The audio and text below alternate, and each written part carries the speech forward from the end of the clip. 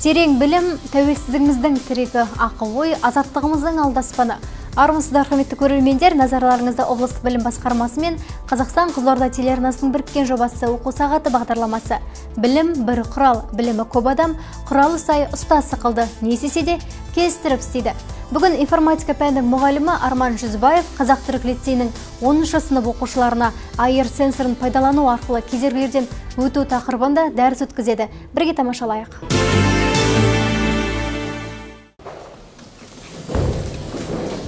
Саламатсыздар ма, оқушылар? Саламатсыз ба, ағай?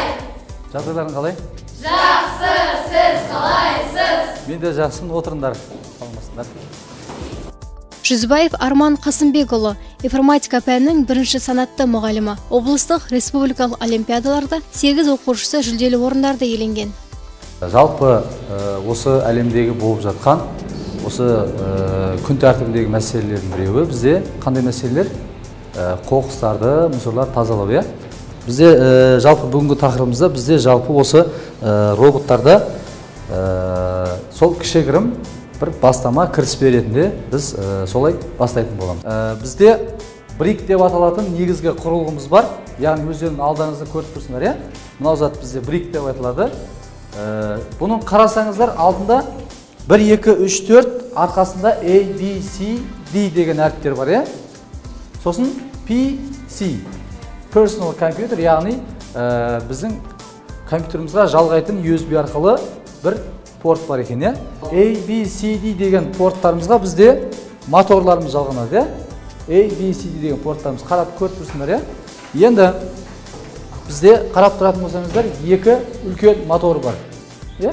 2 үлкен мотор бар, алдарыңызда көріп тұрсыздар, мінекей.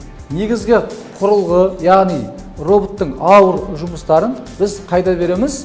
Осы 2 үлкен моторға беретін боламыз. Түсінікті ғой?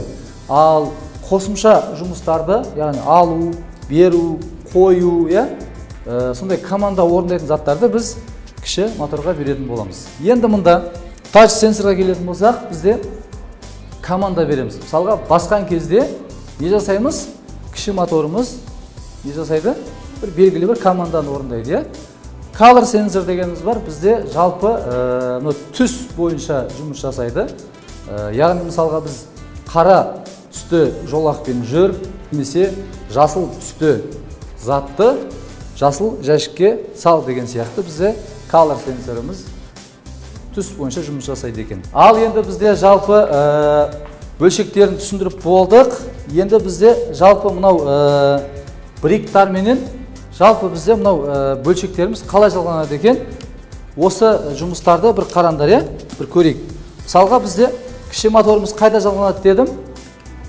A, B, C, D, яғни кез келген порттың біреуіне бұлай жалғайды екен бізде. Түсінікті ғой? Сосын келесі бөлшекті мұнда не жасаймыз? Осылай жалғап көрсетеміз, Ары қарай тәжірибе алмасып көре беріңдер. Келесі бізде қанекей? Мысалға бір кіші моторымызды не істейміз? Бұлай жалғап көреді екенбіз, Сосын алғанда бір басып не жасайды екенбіз? Қайда жалғайды екенбіз бұны? Брикке жалғаймыз. Ал енді қыздар, бізде жалпы қазір осы кезге дейін түсіндіргенім бойынша 1-2 сұрақтар сұрап жіберейін, Кім не түсінді екен? Ал қазір мұнда біз 3 топты қарап отыратын болсам, сіздер бірінші топ брик туралы айтасыздар. Түсінікті ғой? Бриктің жалпы қандай несі бар деген сияқты. Ал екінші топ біздер A, B, C, D деген порттарына қай бөлшектерін жалғаймыз және ол бөлшектер қандай қызмет атқарады, соны түсіндіретін боламыз. Ал бізде үшінші топ бізде бриктің 1, 2, 3, 4 порттар бар, Соларға қай бөлшектері жалғанады және олар не істейді, сол туралы түсіндіретін боламыз, Дайын болғандарымыз айта берсек болады. Ал, Динас айта қой. Жалпы бізде бекер ол роботтың жүрегі ретінде саналады. Ал мына 1, 2, 3, 4 деген жерде қалған командаларды орындайтын сенсорлы бағдарламалар бар. Мысалға бұл Air Sticker деп аталады. Бұнда роботтың басы секілді, яғни барлық бағытта, барлық жерді көре алады. Ал мынау тачскрин деп аталады. Бұл берілген команданы орындау барысында жүргізілетін нағыз керекті құралдардың бірі. Ал мынау болса color, яғни бұл түстерді және басқа да мекендерге бару үшін, яғни жасыл түс па, қара түс па, ақ түс па, ол қандай мекендерге бару үшін сол түстерді белгілейтін команда болып табылады. Дұрыс, өте жақсы. Ал бізде екінші топта кім түсіндіреді? Ал Аманға Жұлдыз айта ғой. Бізде сұрағымыз қандай еді? ABCD порттары жұмыс істеуі. Бұл бекер айтып кеткендей, бұл роботтың жүрегі болып саналады. Бұл ABCD порттарына бізде моторлар жалғанады.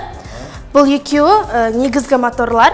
Бұл негізгі командаларды алады өздеріне. Тағы да бұл медиум мотор деп аталады. Бұл артық жұмыстарды істейді. Және бұлар кабель арқылы жалғанады. Қан біреуін жалғап көрсетіңізші. Дұрыс, жақсы, керемет. Енді бірінші топта кім жауап береді? Ал Аружан айта ғой. Бұл бірек құрылғысы, яғни роботтың ең басты құрылғысы болып саналады. Оның 1, 2, 3, 4 форттарына мысалға color sensor, touch sensor және бағытты анықтайтын құрылғыларды мынадай кабельдер арқылы жалғауға болады. Ал ABCD форттарына кіші мотор мен үлкен моторды жалғауға болады.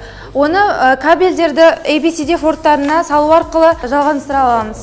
Біздің алғашқы құрастыратын бөлшегіміз, ол біздің мынау бөлшегі, яғни ол жерде біз не істейді, қоқысты ұстап ал бөлшегін жасаймыз. Мінекей мынау өздеріңіз көріп тұрғандай. Түсінікті ғой, Ал біз қазір енді сол бөлшегімізді құрастыруға бастайық.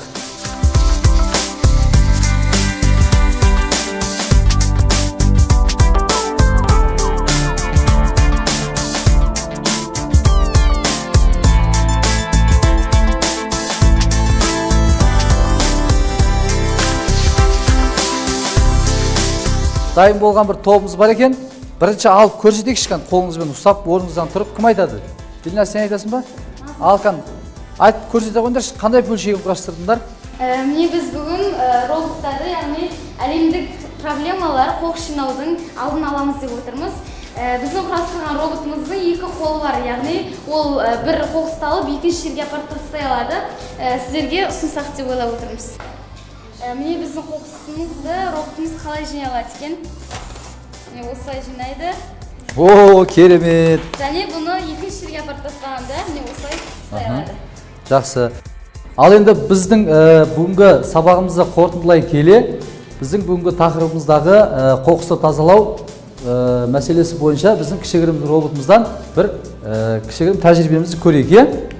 Мысалға, біз қарап, не жасайды екенбіз?